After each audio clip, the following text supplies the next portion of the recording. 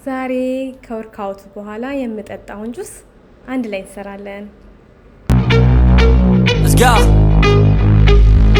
1 2 3 4 steps I take from my bed to the floor. 5 6 7 8 will today be rough or will today be great? 9 10 11 12 lately I've been going through hell. 13 14 15 16 today's the day. Are you coming? Are you I'm sick of being normal, I'm sick of being average, I'm sick of being mortal, I'm about to be a savage. I see a lot of things that I want, I will have them. I got a new subscribe.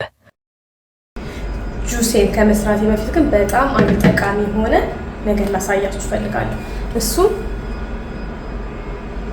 ክሬቲን ነው።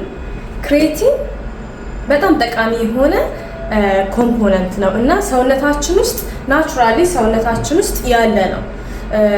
ሰውነታችን ከአሚኖ አሲድ ሜክ የሚያደርገው ነገር ነው ክሬቲን የሚባለው እና ይሄ ክሬቲን 95% ኦፍ ክሬቲን ያለው መስሎቻችን ውስጥ ነው እና ይሄ ደግሞ ምን ይጠቅመናል? መስላችንን ሪጀነሬት እንዲያደርግ ይጠቅመናል። ክሬቲን ሰውነታችን ላይ ቢግ ሮል ነው የሚጫወተው። የመስልን ስትሬንግዛችንን ይጨምርልናል።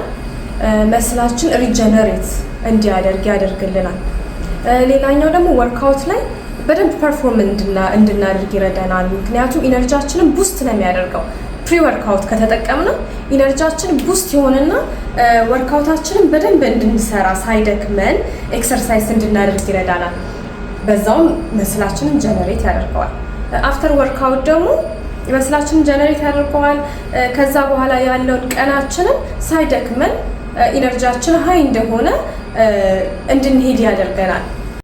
አሁን ልብ ብላችሁ ካያችሁ 80 ዓመት 70 ዓመት ሆነው ጥሩ የሄልዝ ላይፍ ፕላን ላይ ያሉ ሰዎች ጂምን የሚያዘወትሩ ሰዎች ሰውነታቸው ፊትድ የሆነ የ80 ዓመት የማይመስል የ50 እና የ40 ዓመት ሰውነት የሚመስል ሰውነት ያላቸው ብዙ ሰዎች አሉና ያ የሚመጣው ኢትስ አባውት መስል ነው። መስላቸው ቢውልድ ስላደረገ ነው። ስለ መስል ደግሞ አንድ ነገር መስላችን ቶሎ የሚያረጅ የሰውነታችን አካል አይደለም። በጣም ለረጅም ጊዜ ሳያረጅ ምንም ሳይሆን መቆየት የሚችል የሰውነታችን አካል ነውና ለዛ ነው ክሬቲንን በመጠቀም ሰውነታችንን ቢውልድ ማድረግ ያለብን ብዬ ማስበው። ክሬቲን በተለይ ለሴቶች በጣም አስፈላጊ ነገር ነው። ከሴቶች ደግሞ ለወለዱ ሴቶች እና ደግሞ ሜኖፖዝ ላይ ላሉ ሴቶች ደግሞ የበለጠ ጥቅሙ ከፍ ያለ ነው የሚሆነው። ምክንያቱም ከወሊድ በኋላ እናም በሜኖፖዝ ጊዜ መስላችን ዊክ ነው የሚሆነው። እሱን ስትሮንግ እንድናደርግ ያደርግልናል፣ ማለት ስትሬንግዙን ይጨምርልናል። ክሬቲን መጠቀም ከጀመረን እየተጠቀምን ከሆነ ማለት ነው። ሌላኛው ደግሞ አፍተር ወርክአውት ስሎ የሆነ ሪከቨሪ ነው የሚኖረው።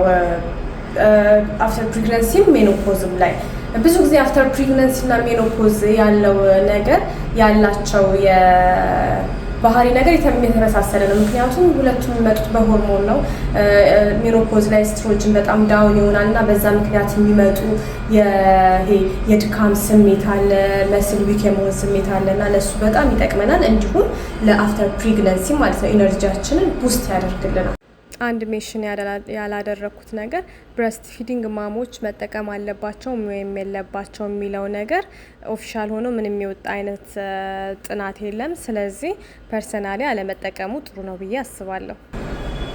ሌላ ደግሞ በጣም ኢንተረስትድ ያደረገኝ ነገር ስለ ክሬቲን አሁን አዲስ ከወጡ ሪሰርቾች መካከል ክሬቲን ለሜንታል ኢነርጂያችን በጣም ይጠቅመናል የሚሉ ምርምሮች አዲስ እየወጡ ነውና ምንድነው መስላችን ሃይ የሆነ ኢነርጂ እንደሚጠቀም ብሬናችንም ሴንቲንግ ትልቁን ኢነርጂ ከሚጠቀሙ የሰውነት አካል መካከል አንዱ ነውና ምንድነው ክሬቲን የሚጠቅመን ይሄ ሜንታል የሆነ ኢነርጂያችን ኢምፕሩቭ እንድናደርግ ያደርገናል።